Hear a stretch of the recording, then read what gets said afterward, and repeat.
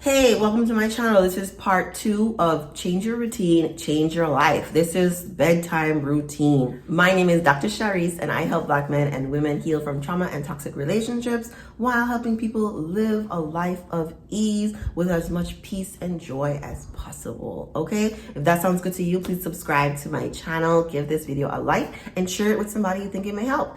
So the first thing I think will help you improve your bedtime routine so that you can go to bed easily and be well rested when you wake up in the morning is set a bedtime.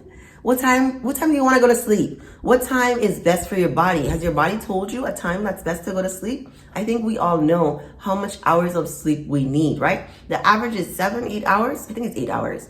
I need 7 hours to go to sleep. How much do you need on a regular basis? Some people need as little as 4 or 5 hours of sleep on a regular basis, but you may need 10.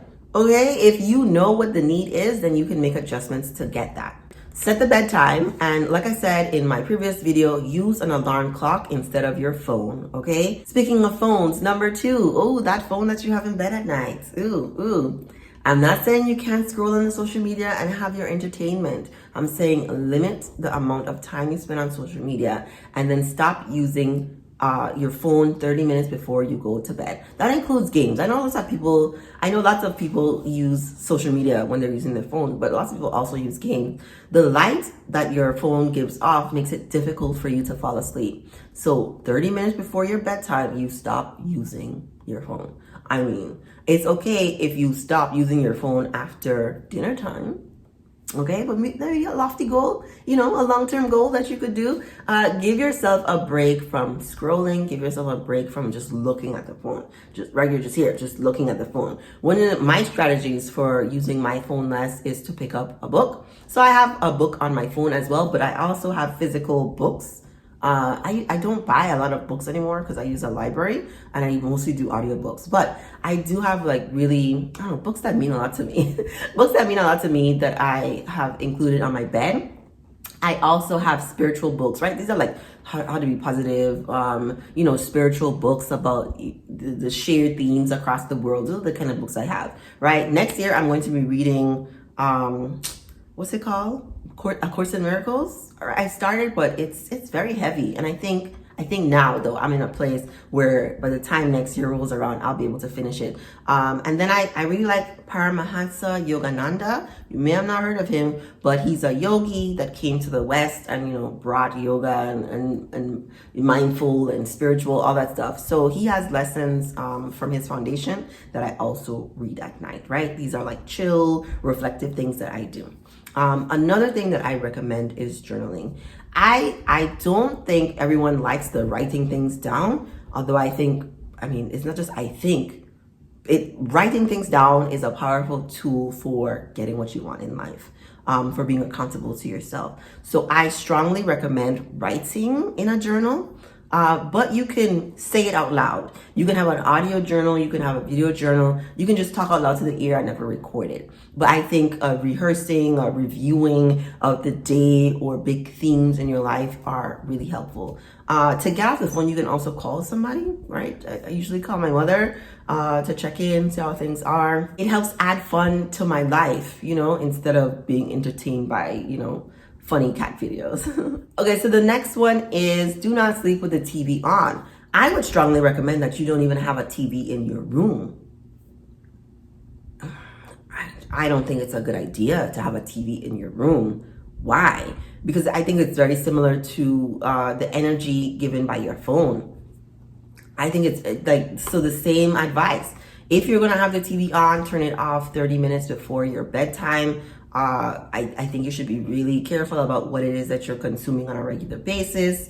But sleeping with the TV on is grounds for inadvertent or accidental manifestation. The things that show in the middle of the night, the messages that you get from the programming, depending on what you're watching, seeping into you and, when you're sleeping and under the influence. I don't think it's a good idea at all. And the people who have the most problems sleeping are the ones that have the TV in their room. So I'm just saying, I don't have insomnia. I'm not saying I don't get insomnia, but my insomnia might be 2 nights. when I'm experiencing increased stress from something going on in my life. But those are not common. Those are not regular occurrences for me. I go to sleep. I think everyone should be able to fall asleep in 30 minutes. I say, like, oh, I'm going to sleep now, right? I'm also one of those people who doesn't fall asleep accidentally. I say, I'm going to sleep now. And that's what I do. That's what happens. That's what I do by having a wonderful nighttime routine. Okay. So you've journaled, maybe you've meditated, right? I think when you're in the thick of personal change and development and working on things, I really recommend meditating twice a day. Otherwise, just do it in the morning for about 30 minutes. So yeah, after you've done all those things, some other things that you could add to your nighttime routine is planning the next day, right? I think planning helps to set those intentions for what you expect the day to give to you, what you're willing to give to the day. Predictability is helpful. As humans, we like to know what's going to happen. And so planning your day is basically saying, here's the way I want things to go. And when you plan, you're likely to execute exactly how you said you wanted the day to go, right? And then one of my favorites for ending the day is using affirmations or mantras. You can also do this in the morning. I think I'll do a separate video on mirror work. And mirror work is basically saying affirmations in the mirror to yourself. And that's recommended in the morning. But ending your day with affirmations when you are, relaxing, when you are receptive, when you are open to the positive messages of your affirmations, so that when you wake up in the morning, that's what comes out of you, right? You wake up and you're like, oh yes, I love myself. I can be my true self. I can embrace ease. I can let abundance flow in my life, right? These are the affirmations you said in the night or that you recorded and let play. Affirmations are powerful tools for improving your life. You don't have to record affirmations, right? Because I think a lot of people do affirmations without realizing it. They just replay a positive thought over and over and over in their head. They just do. They're like, man, everything just comes easy for me. And they just say that all the time. This is just like how they view themselves, how they view life. Everything just comes easy to me. Everything, some of us other people have to really practice that before we know it and believe it deep down in yourself. But it's a great tool for ending your day. Okay?